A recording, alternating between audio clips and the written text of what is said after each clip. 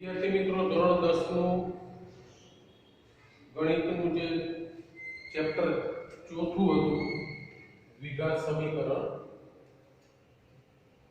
એની અંદર આપણે મોટાભાગના જે આપણા કોન્સેપ્ટ હતા દ્વિઘાત સમીકરણને લઈને એ લગભગ ક્લિયર કર્યા અને જે અલગ અલગ રીતો આવી એના દાખલાઓ પણ ગણીને એની સમજણ મેળવવા પ્રયત્ન કરી।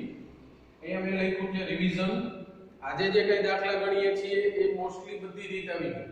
જનરલી રીતે તમે જ્યારે ચેપ્ટરની તૈયારી કરતા હો ત્યારે ખાસ એક વસ્તુ યાદ રાખો કે એ ચેપ્ટરના બેઝિક કોન્સેપ્ટ કેટલા હતા, એ ચેપ્ટરની અંદર કઈ કઈ પ્રકારની રીતો આપણે શીખ્યા અને એ રીતોનો ઉપયોગ કેવી રીતે કરવો। તમારી પાસે એક ચેપ્ટર કોઈ પણ જ્યારે વિષયની તૈયારી કરતા હોય ત્યારે જેવી રીતે આપણે છે ગુજરાતી, સમાજ, સંસ્કૃત કે વિજ્ઞાન વિષયની તૈયારી કરતા હોય ત્યારે આપણે શું કરીએ તો કે આપણો આખો પાઠ પૂરો થાય પછી એ પાઠમાં આપણે કયા કયા મુદ્દાઓ શીખ્યા એ મુદ્દાઓ આધારિત જે પ્રશ્ન હોય પછી એ પ્રશ્ન છે તો એ પ્રશ્નના કેટલા મુદ્દાઓ છે કે ભાઈ કોઈ પ્રશ્ન છે એનો જવાબ આપવા માટે તમારે 5 મુદ્દાઓ આપવાના છે તો આપણે યાદ એ કરવાના છે કે એ 5 મુદ્દાઓ કયા, પછી એ મુદ્દો જ્યારે આપણે યાદ કરીએ છીએ ત્યારે એની અંદર જે સંક્ષિપ્તમાં હોય કે લંબાણપૂર્વક જે લખાણ આપવાનું હોય પછી આપણે આપી શકીએ જે આપણે વાંચેલું।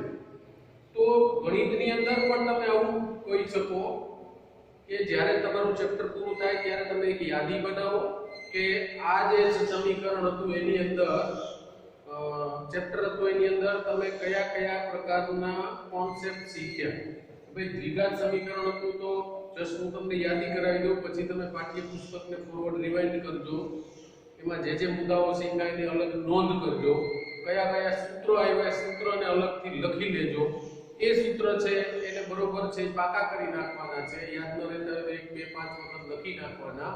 પછી એ સૂત્રને આધારિત છે કેવા કેવા પ્રકારના દાખલાઓ આપણા સ્વાધ્યાયમાં આપેલા છે અને આપણે જે ગણ્યા પછી એ દાખલાઓને લગતા વધારાના પ્રેક્ટિસના દાખલાઓ જ્યારે તમે ગણો ત્યારે સૂત્ર ઉપરની જે છે એ તમારી એક પકડ આવતી હોય અને આપણે છે એ એક સંપૂર્ણ પરીક્ષાલક્ષી તૈયારી કરી શકતા હોઈએ।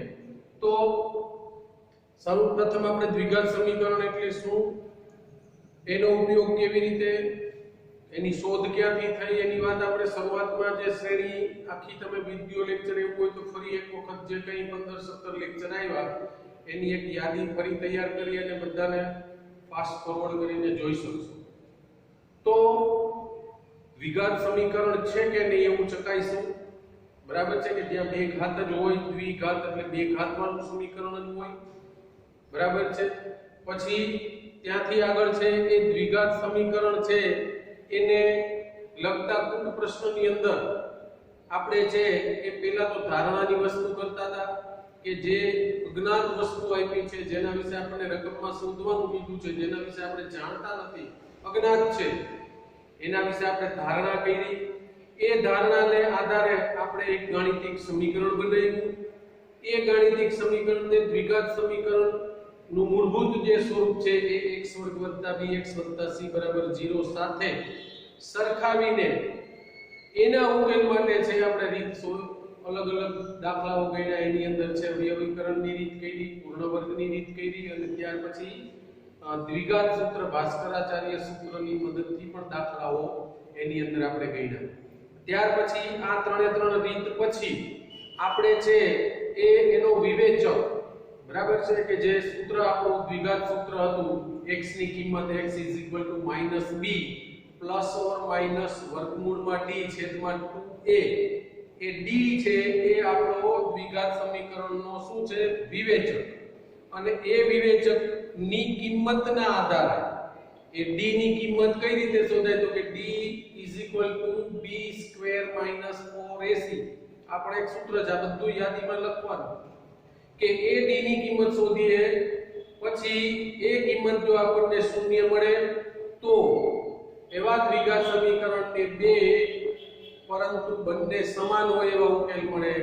જો d ની કિંમત 0 થી મોટી એટલે કે ધન પૂર્ણાંક સંખ્યા હોય તો આપણને બે ભિન્ન અલગ અલગ વાસ્તવિક ઉકેલ મળે, અને જો d ની કિંમત છે એ ઋણ હોય તો આવા દ્વિઘાત સમીકરણને વાસ્તવિક ઉકેલો હોતા નથી, આપણે મેળવતા શીખ્યા નથી. તો ડી ને લગતું, દ્વિઘાત સૂત્રને લગતું, અવયવીકરણને લગતું, પૂર્ણ વર્ગ ત્રિપદીની રીતે દ્વિઘાત સમીકરણ છે કે નહીં, જે કઈ મુદ્દાઓ શીખ્યા લગભગ આ ચેપ્ટરના જે મુદ્દાઓ હતા એ આપણે ક્લિયર કર્યા છે. હવે એક બે શ્રેણીની અંદર, એક બે લેક્ચરની અંદર આપણે આ બધી રીતોને આવરી લઈ અને એને રિવિઝન સ્વરૂપે જોશું અને તમે થોડી એની વધારે એ પ્રકારના દાખલાઓ છે એમાંથી પ્રેક્ટિસ કરો, જેથી કરીને તમારું આ જે સ્વાધ્યાય છે દ્વિઘાત સમીકરણ એના વિશેની તમારી જે સમજ છે એ સ્પષ્ટ થાય. તો આ જે કઈ દાખલાઓ મૂક્યા છે એ અલગ અલગ રીતના છે. અહીંયા આપણે એક એક રીત અલગ અલગ રીતે ચેક કરશું, એનો એક એક દાખલો ગણીશ, તમે બીજા હોમવર્કમાં એના એક્સ્ટ્રા દાખલાઓ ગણી અને તમે છે એની સમજ વધારે સ્પષ્ટ કરી શકશો, આગળ પણ તમે પ્રેક્ટિસ કરી જઈશે. તો દાખલો પહેલો છે કે સમીકરણ x વર્ગ ઓછા 4x ઓછા 8 બરાબરના 0 ના બીજ પૂર્ણ વર્ગની રીતે શોધો. આપણે અવયવીકરણની રીતે પણ શોધી ગયા, શોધતા શીખી ગયા અને પૂર્ણ વર્ગની રીતે પણ શોધતા શીખી ગયા. બરાબર છે? તો અહીંયા આપણને કઈ રીતે સૂચના આપેલી છે એ મુજબ આપણે છે રિવિઝનની અંદર અલગ અલગ દાખલાઓ ગણશું. તો આપણું જે સમીકરણ છે x વર્ગ -4x -8 0, આ જે સમીકરણ છે એના બીજ એટલે કે x ની કિંમત અથવા એનો ઉકેલ કઈ રીતે શોધવાનો છે, તો કે પૂર્ણ વર્ગની રીતે શોધવાનો છે. પૂર્ણ વર્ગની રીતે શોધવાનો હોય એટલે આપણે તરત યાદ કરવું પડે પૂર્ણ વર્ગ એટલે શું. પૂર્ણ વર્ગ ત્રિપદી કોને કહેવાય? પહેલું પદ પૂર્ણ વર્ગ હોય, ત્રીજું પદ પૂર્ણ વર્ગ હોય, પહેલા પદનું વર્ગમૂળ અને ત્રીજા પદના વર્ગમૂળ બંનેને 2 વડે ગુણીએ તો મધ્યમ પદ મળે. આવા ત્રણ પદની જે રચના હોય, આવી જે ત્રિપદી હોય એને પૂર્ણ વર્ગ ત્રિપદી કહેવાય. ત્રિપદી પૂર્ણ વર્ગ ન હોય છતાંય પૂછ્યું હોય કે પૂર્ણ વર્ગની રીતે શોધો, તો પૂર્ણ વર્ગ ત્રિપદી ન હોય તો એ ત્રિપદીને પૂર્ણ વર્ગ બનાવવી પડે. અને એના માટે આપણે ફેરફાર ક્યાં કરશું? તો કે ત્રીજા અને અંતિમ પદમાં વચ્ચે ફેરફાર કરશું નહીં. બરાબર છે? હવે આ પૂર્ણ વર્ગ ત્રિપદી નથી, જોઈ શકાય છે, કારણ કે ત્રીજું પદ છે એ માઈનસ પણ છે અને 8 છે એ પૂર્ણ વર્ગ સંખ્યા નથી. એનો મતલબ કે આ પૂર્ણ વર્ગ ત્રિપદી નથી. તો આપણે આને બનાવવી હોય તો આપણે ત્રીજું પદ કેવું મૂકવું પડે કે જેથી પૂર્ણ વર્ગ થાય. બરાબર છે? તો આપણે આવું ત્યારે વાત કરી હતી કે અંતિમ પદ બરાબર મધ્યમ પદનો વર્ગ છેદમાં 4 ગુણ્યા પ્રથમ પદ. આ એક સૂત્રની ચર્ચા આપણે કરી હતી. આ રીતે આપણે અંતિમ પદને શોધી શકીએ અને અહીંયા મૂકી શકીએ. બરાબર છે? તો મધ્યમ પદનો વર્ગ એટલે -4x નો વર્ગ છેદમાં 4 ગુણ્યા પ્રથમ પદ એટલે કે x નો વર્ગ. અહીંયા માઈનસ નો વર્ગ એટલે પ્લસ માં થાય, 4 નો વર્ગ એટલે કે 16x નો વર્ગ છેદમાં 4x નો વર્ગ. x વર્ગ ચોકે ચોકે ને 16 એટલે કે 4 છે એ એવું પદ મળે કે જેને આપણે અહીંયા મૂકીએ અંતિમ પદ તરીકે, તો આ બે પદની સાથે તો એવી જે ત્રણ પદની ત્રિપદી બને પૂર્ણ વર્ગ બને. તો આપણે એ ત્રિપદી પૂર્ણ વર્ગ બનાવવી પડે. એના માટે આપણે શું મૂકવું પડે? તો કે 4. તો અહીંયા આપણે મૂકીએ x વર્ગ ઓછા 4x વત્તા 4. બરાબર? ત્રીજું પદ છે પૂર્ણ વર્ગ હોવું જોઈએ અને પ્લસ પણ હોવું જોઈએ. એટલે અહીંયા તમે -4 નહીં મૂકો, +4 મૂકશો. હવે જે કાઈ ફેરફાર છે કર્યો આપણે અને એને લઈને જે કાઈ ફેરફાર કરવાનો થાય એ હવે પછી થાય. આ ત્રિપદી પૂર્ણ વર્ગ બની ગઈ. હવે અહીંયા આપણી પાસે હતું -8 અને આપણે મૂક્યું 4. તો હવે 4 માંથી એવું શું બાદ કરીએ કે જેથી આપણને મૂળ રકમમાં પદ હતું -8 ઈ મળે. 4 માંથી કેટલા બાદ કરીએ તો -8 મળે. તો કે 4 માંથી 12 બાદ કરીએ તો આપણને છે -8 મળે. એટલે 4 ઓછા 12 એટલે -8. આ બે પદ તો પહેલા હતા જ, એટલે આપણે મૂળ ત્રિપદી છે એ ફરી પાછી થઈ. તો શું કર્યું? તો કે ત્યાં અંતિમ પદના બે ભાગ પાડ્યા. અવયવની રીતે આપણે ત્યાં કરતા હતા, ત્યાં શું કરતા હતા? તો કે મધ્યમ પદના બે ભાગ પાડતા હતા. અંતિમ પદ અને પ્રથમ પદના સહગુણક જેટલો ગુણાકાર થાય એવા બે ભાગ મધ્યમ પદના પાડી અને સાદું રૂપ આપી અને આપણે દાખલાઓ કરતા હતા. પહેલા બે પદની જોડી અને બે પદની જોડીને સામાન્ય અવયવ. પૂર્ણ વર્ગમાં આપણે આ રીતે કરીએ છીએ. તો આ ત્રિપદી પૂર્ણ વર્ગ છે એના અવયવ પડે પ્રથમનું વર્ગમૂળ, મધ્ય પદની નિશાની, ત્રીજા પદનું વર્ગમૂળ, કૌંસ ઉપર વર્ગ માઈનસ 12 છે એ પૂર્ણ વર્ગ સંખ્યા નથી પણ 12 ના આવા ભાગ પડે 4 તેરીને 12. આપણે ખબર છે કે 4 નું વર્ગમૂળ પૂર્ણાંકમાં નીકળે 2, 3 નું વર્ગમૂળ ન નીકળે તો એને આપણે વર્ગમૂળની નિશાનીમાં મૂકી શકીએ. તો એનો મતલબ કે 12 છે એના આવા ભાગ પાડી શકાય. કેવા? તો કે 2 વર્ગમૂળમાં 3 કૌંસની ઉપર વર્ગ. અને અહીંયા શું થાય? તો કે 2 નો વર્ગ એટલે 4 થાય અને વર્ગમૂળ 3 નો વર્ગ એટલે વર્ગમૂળ નીકળી જાય એટલે 3 થાય તો 4 તેરીને 12. એટલે કે 12 નું વર્ગમૂળ છે એ આપણે અહીંયા લખ્યું છે આ સ્વરૂપમાં. બરાબર.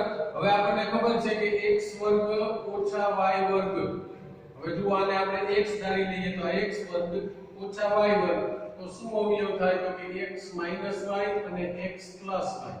એક વખત પ્લસ ને એક વખત માઈનસ. તો આપણે આવું લેવાનું છે x માઈનસ 2 એક વખત પ્લસ પ્લસ 2 વર્ગમૂળ 3 અને એક વખત x માઈનસ 2 માઈનસ 2 વર્ગમૂળ 3 ઇઝ ઇક્વલ ટુ 0. બરાબર. એક વખત પ્લસ અને એક વખત માઈનસ જે આપણે અવયવ પૂર્ણ વર્ગ તફાવતની રીત જે જોઈ ગયા. એનો મતલબ કે કાં આ બરાબર 0 અથવા આ બરાબર 0. એનો મતલબ કે x માઈનસ 2 વત્તા 2 વર્ગમૂળ 3 ઇઝ ઇક્વલ ટુ 0 અથવા x માઈનસ 2 માઈનસ 2 વર્ગમૂળ 3 ઇઝ ઇક્વલ ટુ 0. હવે આપણે x ની કિંમત જોઈએ, બાકીનું ઓલી બાજુ લઈ જાઓ તો x બરાબર આ માઈનસ વાળું પ્લસ પ્લસ વાળું માઈનસ.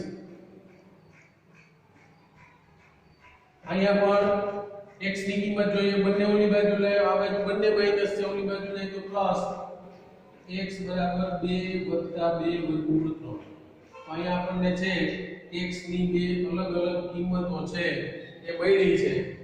તો આ રીતે જે આપણે દાખલાઓ કરતા હતા એને આપણે કહેતા હતા પૂર્ણ વર્ગની રીતે શોધો. પૂર્ણ વર્ગ ત્રિપદી હોય તો સીધી રીતે શોધી શકાય આપણે જાણીએ છીએ, પણ ન હોય તો તમે અંતિમ પદમાં ફેરફાર કરી પ્રથમ અને દ્વિતીય પદને ફેરફાર કરવાનું નથી, એમ જ રાખવાના છે. એમનેમ રાખી અને એના માટે અંતિમ પદ કેવું જોઈએ મૂકો, ત્યાર પછી મૂળ રકમ જે છે એનું અંતિમ પદ લઈ આવવા માટે મૂકેલા અંતિમ પદ અથવા શોધીને જે અંતિમ પદ મૂક્યું એમાં શું ઉમેરીએ કે બાદ કરીએ જેથી મૂળ રકમ આવી જાય એવું મૂકી અને તફાવતની રીતથી છે એ આપણે ઉકેલ મેળવવાના દાખલાઓ શોધી ગયા છે. તમને ખ્યાલ છે રિવિઝન માટે અહીંયા દાખલાઓ છે જેથી તમે થોડીક પાછી એ રીતને છે કે ફરી વખત રિવાઇઝ કરો, પ્રેક્ટિસ કરો અને કદાચ ભૂલાઈ ગયું હોય તો એને બરોબર યાદ કરો. તો આ એક દાખલો હતો. બીજો દાખલો છે, આ બધા દાખલાઓની રીતો આપણે શીખી ગયા છે વિદ્યાર્થી મિત્રો, માત્ર રિવિઝન સ્વરૂપે અહીંયા મૂક્યા છે. હજી એવા બીજા થોડા દાખલાઓ એમસીક્યુ રિવિઝન સ્વરૂપે છે કે હજી આગામી એકાદ બે લેક્ચરમાં ગણશું જેથી કરીને આપણો આ ચેપ્ટર વિશેનો જે કોન્સેપ્ટ છે ક્લિયર થાય. બીજું છે સમીકરણના ઉકેલ શોધો. સમીકરણ આવું આપેલું છે 7x 1 7x 5 3x 1 5x 1 આવું સમીકરણ આપ્યું છે. દ્વિઘાત સમીકરણ અત્યારે લાગતું નથી, પરંતુ આપણે શીખી ગયા કે કોઈ પણ સ્વરૂપમાં આપ્યું હોય તો પેલા એને દ્વિઘાત સમીકરણનો જે મૂળભૂત સ્વરૂપ છે એ x વર્ગ bx c 0 આ સ્વરૂપમાં આપણે લાવવું પડે. ન હોય તો પેલા એનું સાદું રૂપ આપીને પણ આ સ્વરૂપમાં લઈ આવવું પડે, પછી આપણે છે એના ઉકેલ વિશેની વાત કરી શકીએ. તો અહીંયા આવું સ્વરૂપ નથી તો શું કરશું તો કે બંનેનો ચોકડી ગુણાકાર, આનો આની સાથે અને આનો આની સાથે ચોકડી ગુણાકાર આપણે કરીએ. તો અહીંયા છે 7x 1 અને અહીંથી ગુણાકારમાં આવ્યું 5x 1 બરાબર. અહીંયા તો 3x 1 અને ગુણાકારમાં આવ્યું 7x 5. હવે તો કે આપણે છે કૌંસ ખોલીને ગુણાકાર કરીએ. 7x * 5x તો 7 × 5 = 35x નો વર્ગ 7x ગુણ્યા 1 નિશાની ખાસ જોતા જાજો, પણ અહીંયા બધી પ્લસ છે એટલે વાંધો નથી. જો એકાદી માઈનસ હોય તો પ્લસ માઈનસ માઈનસ થાય જોવાનું. 7x ગુણ્યા 1 એટલે 7x, 1 ગુણ્યા 5x એટલે વત્તા 5x, અને 1 ગુણ્યા 1 એટલે કે 1. આ બાજુ પણ બંને કૌંસ ખોલીને ગુણાકાર 7 ગુણ્યા 3 એટલે કે 21x નો વર્ગ, 3 ગુણ્યા 3x ગુણ્યા 5 એટલે 5 તેરી 15x, 1 ગુણ્યા 7x એટલે કે 7x, અને 1 ગુણ્યા 5 એટલે કે 5. તો બંને બાજુ ચોકડી ગુણાકાર કર્યો, કૌંસ ખોલીને સાદું રૂપ આપી દીધું. હવે આપણે છે એ પદને સજાતીય પદોને સરવાળા બાદબાકી કરીશું. તો આ 35x વર્ગ, આ 7x 5x એટલે કેટલા થયા? 7 ને 5 12x 1. આ બાજુ તો કે 21x નો વર્ગ, 15x 7x એટલે કેટલા થયા? તો કે 22x 5. આપણે બરાબર 0 સ્વરૂપ છે, મૂળભૂત સ્વરૂપ એ સ્વરૂપમાં લઈ આવવું હોય તો કે બધા જ પદ કાને આ બાજુ લઈ જાવ અને આ બાજુ લઈ જાવ. તો આ બાજુ વાળા પદને આ બાજુ લઈ આવીએ છીએ. તો 35x નો વર્ગ, સજાતીય પદોને હું સાથે લખું છું. 21x વર્ગ આ બાજુ પ્લસ હતા, આ બાજુ આવ્યા તો -21x નો વર્ગ. આ બાજુ હતા 12x, આ બાજુ એનું સજાતીય હતું +22, આ બાજુ આવે તો -22x, અને આ 1 હતું +1, આ બાજુ આવ્યું તો 5 માઈનસ એટલે કે 0. બધા સજાતીય પદોને સાથે ગોઠવીને લખ્યા છે. x વર્ગ વાળાને આની બાજુમાં લખ્યું છે, આને છે એ આની બાજુમાં લખ્યું છે, અને આને આની બાજુમાં, જેથી આપણને સરવાળા બાદબાકીમાં સરળતા રહે. તો 35x વર્ગમાંથી 21x વર્ગ જાય તો કેટલા વધે? તો કે 14x નો વર્ગ. 12x માઈનસ 22x, 12 માંથી 22 ગયા એટલે શું વધ્યું? માઈનસમાં 10x, અને 1 માંથી 5 જાય તો -4 0. સજાતીય પદોના સરવાળા બાદબાકી.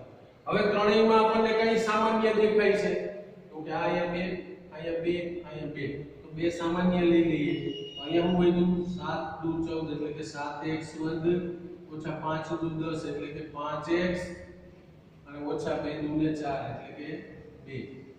ત્રણેય પદમાંથી કોઈ એક આંકડો સામાન્ય નીકળતો હોય તો એને કૌંસની બહાર લઈ શકાય. હવે આ 2 ને બરાબરની ઓલી બાજુ લઈ જઈએ તો શું થાય? તો કે એના છેદમાં થાય, એટલે 0 ના છેદમાં કંઈ પણ એટલે 0, મતલબ કે 2 છે ત્યાંથી નીકળી ગયું. એટલે આપણી પાસે જે બહુપદી છે એ આવી જ વધી, 7x નો વર્ગ ઓછા 5x ઓછા 2 બરાબર 0. હવે જુઓ, અહીંયા આપણને ઉકેલ શોધવાનું કીધું છે. હવે આ દ્વિઘાત સમીકરણનું મૂળભૂત સ્વરૂપ છે એવું સ્વરૂપ આવી ગયું. હવે અહીંયા એવું નથી કીધું પૂર્ણ વર્ગની રીતે શોધો કે દ્વિઘાત સૂત્રની મદદથી શોધો. જ્યારે આવી સ્પષ્ટતા કરેલી ન હોય ત્યારે આમાંથી તમે દ્વિઘાત સૂત્રની મદદથી પણ શોધી શકો, પૂર્ણ વર્ગની રીતે પણ શોધી શકો, અવયવીકરણની રીતે પણ શોધી શકો. ત્રણમાંથી કઈ રીત તમને છે એ આપેલી રકમને અનુરૂપ છે એ સ્પીડી થાય એ કરવાનું છે. તો અહીંયા આપણે આવું ગણીએ, a ગુણ્યા c એટલે કે 7 ગુણ્યા 2 કેટલા થાય? તો કે 14. 14 ના એવા ભાગ પાડવાના છે કે ત્યાં વચ્ચેનું જે પદ છે એ -5, એટલે કે 14 ના એવા ભાગ પાડવાના છે, ત્રીજું પદ માઈનસ છે એટલે બાદબાકી. તો 14 ના એવા ભાગ પાડો કે જેની બાદબાકી 5 થાય, કે બી -5. તો 7 દુ 14, 7 માંથી 2 જાય તો 5. તો સીધા જ અહીંયા ભાગ પડી શકે, 7x વર્ગ -7x plus 2x minus a is equal to 0. 7x minus એટલા માટે લીધા, 7 દુ 14 માં 7 નો ભાગ મોટો, કારણ કે વચ્ચેનું પદ માઈનસ હતું એટલે આ પ્લસ હોત તો મોટો ભાગ પ્લસ ને નાનો ભાગ માઈનસ. આની સમજણ આપણી પાસે છે. સાદું આપવા માટે બે ની જોડી સામાન્ય કાઢો, 7x કૌંસમાં વધુ 1 ઓછા 1, અહીંથી 2 સામાન્ય x ઓછા 1, એનો મતલબ કે x ઓછા 1 અને 7x વત્તા 2 બરાબર 0. એનો મતલબ કે x ઓછા 1 બરાબર 0 અથવા 7x વત્તા 2 બરાબર 0, મતલબ કે x બરાબર 1 અથવા 2 ને ઓલી બાજુ લઈ જાઓ તો -2 અને 7 ને લઈ જાઓ તો છેદમાં -2 ના છેદમાં 7. તો આપણને અહીંયા ઉકેલ તરીકે x ની બે કિંમતો છે મળી ગઈ. બરાબર છે. અહીંયા આપણે ઉકેલ શોધવાનો હતો. અહીંયા તમે દ્વિઘાત સૂત્રનો ઉપયોગ પણ કરી શકો, પૂર્ણ વર્ગનો કરી શકો, પણ એના માટે તમારે પાછું લાંબુ કરવું પડે. પૂર્ણ વર્ગના તફાવતની રીતમાં જાઓ. કદાચ દ્વિઘાત સૂત્રનો ઉપયોગ કરવો હોય તો પણ b શોધો, વર્ગમૂળ d શોધો અને એના ઉકેલ શોધો, એ પણ લાંબુ થાય. તો અહીંયા આપણી પાસે 7/14 અને સીધો ભાગ મળતો તો એટલે આપણે અવયવીકરણની રીત. તો એ રકમ જોયા પછી ખ્યાલ પડે કે તમે કઈ રીત છે એ વધારે ઝડપથી કરી શકો. આ આપણે જે એક બે સ્ટેપ વધારીએ છીએ એમાં, પણ ડાયરેક્ટ તમે આ સ્ટેપ અને પછીના સ્ટેપમાં મૂકી શકો. તો દાખલો છે એ 3 માંથી આપેલી રકમ છે એ કેમાં ફિટ થાય અને કેની અંદર વધારે આપણે જવાબ તો ત્રણેયમાં મેળવવાનો જ છે, પણ કેમાં આપણા મગજમાં સ્પીડ આવે અને આપણે જવાબ એ રીત આપણને યોગ્ય લાગે તો મૂકવાનું. બરાબર છે. સ્પષ્ટતા કરેલી ન હોય તો અહીંયા તમને સ્પષ્ટ કીધું કે પૂર્ણ વર્ગ તો ત્યાં તમે અવયવીકરણ નહીં કરી શકો, દ્વિઘાત સૂત્ર નહીં કરી શકો.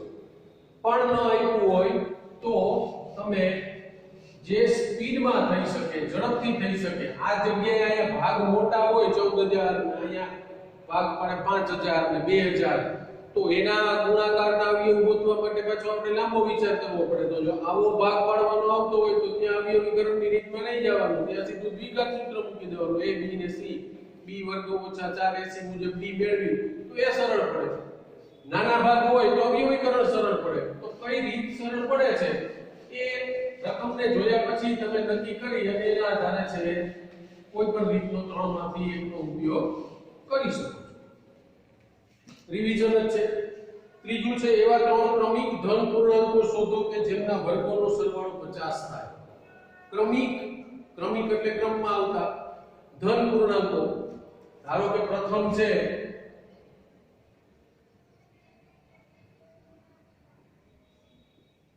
એને આપણે ધારી લઈએ પેલો ધન પૂર્ણાંક x, તો એના પછી ક્રમમાં આવે એમાં શું થાય? દાખલા તરીકે પેલો 1 હોય, 1 પછી શું આવે 2, તો 1 માં કેટલા ઉમેરીએ તો 2 આવે, તો કે 1. તો પેલો x હોય તો બીજો શું થાય? તો કે x + 1 થાય. એના પછીનો પેલું 1 હોય તો 1 માં 1 ઉમેરો તો 2, 2 માં 1 ઉમેરો તો 3. ક્રમિક જોતા હોય તો જે તમારી પાસે ધન પૂર્ણાંક છે એમાં ક્રમશઃ એક ઉમેરતું જવાનું. એનો મતલબ કે આમાં 1 ઉમેર્યા, હજી આમાં 1 ઉમેરશું તો 1 અને 1 માં પાછા 1 ઉમેરીએ કેટલા થયા? 2. તો ત્રીજો ધન પૂર્ણાંક શું થાય? તો કે ત્રીજો ધન પૂર્ણાંક x + 2 થશે. તો આપણી ધારણા પૂરી થઈ ગઈ છે. હવે આપણે ગાણિતિક સમીકરણ રકમમાં જે શરત આપેલી છે એને આધારે મૂકવાનું છે. તો અહીં એવું કીધું છે રકમમાં કે 3 ક્રમિક ધન પૂર્ણાંકો, તો આપણે 3 ક્રમિક ધન પૂર્ણાંકો વિશે ધારણા કરી લીધી. હવે એવું કહે છે કે જેમના વર્ગોનો સરવાળો, તો વર્ગોનો સરવાળો એટલે પહેલાનો વર્ગ એટલે તો કે x નો વર્ગ, બીજાનો વર્ગ એટલે કે x + 1 નો વર્ગ અને ત્રીજાનો વર્ગ એટલે કે x + 2 નો વર્ગ. તો જેમના વર્ગોનો સરવાળો 50 થાય છે, તો આ વર્ગો અને એમનો સરવાળો મૂક્યો કે જેની કિંમત 50 થાય છે. તો આપણું છે એ ધારણા અને ધારણાના આધારે ગાણિતિક સમીકરણ. હજી આ સમીકરણનું સાદુરૂપ આપવાનું છે અને આપણું જે દ્વિઘાત સમીકરણ છે એનું મૂળભૂત સ્વરૂપ છે x2 + bx + c = 0. આવા સ્વરૂપમાં લઈ આવ્યા પછી આપણે ઉકેલ વિશે વિચાર કરવાનો છે. તો હજી આવું સ્વરૂપ નથી તો આપણે આનું સાદુરૂપ આપી દઈએ. તો x2 જ છે, અહીંયા કૌંસ ખોલવાનું, દ્વિપદી પૂર્ણ વર્ગ ત્રિપદીની સાથે પ્રથમનો વર્ગ 2 ગુણ્યા પહેલું ગુણ્યા બીજું વત્તા બીજાનો વર્ગ પ્લસ અહીંયા પણ એ રીતે પહેલાનો વર્ગ 2 ગુણ્યા પહેલું ગુણ્યા બીજું વત્તા બીજાનો વર્ગ. હવે સજાતીય પદો હોય એના સરવાળા બાદબાકી કરો તો x વર્ગ વત્તા x વર્ગ વત્તા x વર્ગ એટલે કે 3x નો વર્ગ આ 2x અને વત્તા 4x એટલે કે ત્યાં 6x અને અચળ પદની અંદર તો કે 1 વત્તા 4 એટલે કે વત્તા 5 અને 50 ને આ બાજુ લઈ આવો તો માઈનસ ને ઓલી બાજુ હતા બરાબર 0 તો સમીકરણ બન્યું 3x નો વર્ગ વત્તા 6x 5 માંથી 50 બાદ કરો તો કેટલા થયા તો કે 45 પણ કેવા માઈનસ હવે ત્રણેયની અંદર તમે જુઓ તો કઈ સામાન્ય દેખાય છે તો કે આ અહીંયા 3 છે અહીંયા 3 દુ 6 છે અહીંયા 15 તેરી 45 ત્રણેયમાંથી 3 એકમ કેવો છે સામાન્ય નીકળે તો કાઢી લ્યો x વર્ગ વત્તા 2x ઓછા 15 બરાબર 0 3 ને બરાબર ને ઓની બાજુ લઈ જઈએ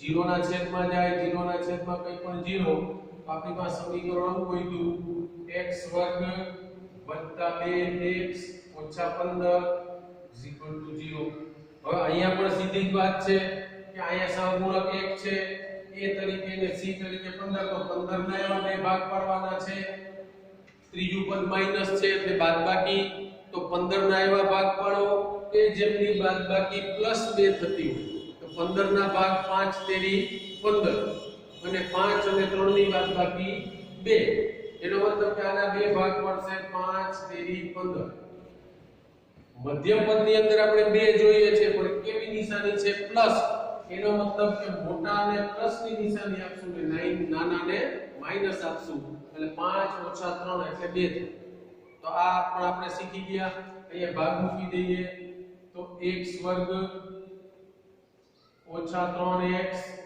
વત્તા 5x ઓછા 15 હવે અહીંયા આ રીતે ભાગ લીધા છે અને આમ લઈ લ્યો તો પણ નીકળે એટલે એવું નથી કે આ પ્લસ આ જે બે ભાગ લેવાના 5x અને 3x ની નિશાની સાથે યથાવત એને આગળ મૂકો પાછળ સરખું થશે આમાંથી સામાન્ય નીકળ્યું x 3 આમાંથી સામાન્ય નીકળ્યા 5 x 3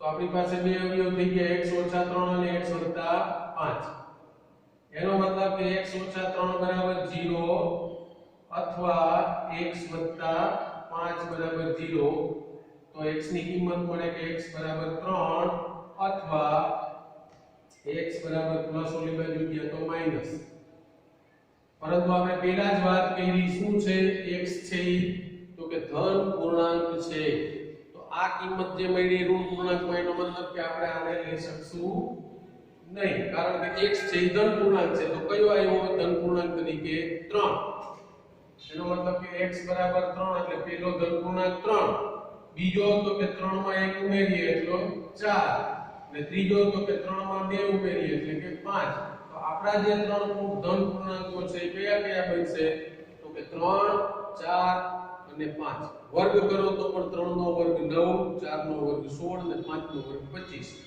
9 વત્તા 16 એટલે 25 વત્તા 25 એટલે 50 તો જે કઈ આપણે રીતો શીખ્યા પૂર્ણ વર્ગની રીતે અવયવીકરણની રીતે પછી જે પ્રશ્ન આપણને આપેલા હોય એના આધારે ગાણિતિક સમીકરણ બનાવવું દ્વિઘાત સમીકરણના મૂળભૂત સ્વરૂપનું બનાવવું અને સાદુરૂપ આપવાનું એને લગતા જે કઈ રિવિઝનના દાખલાઓ છે એની અંદર આપણે એક રીત છે એ જોશું નેક્સ્ટ લેક્ચરની અંદર હજી એવા થોડા વિશિષ્ટ દાખલાઓ અથવા એમસીક્યુ છે એનું પણ આપણે રિવિઝન કરશું જેથી કરીને તમારી આની સમજણ છે એ સ્પષ્ટ થાય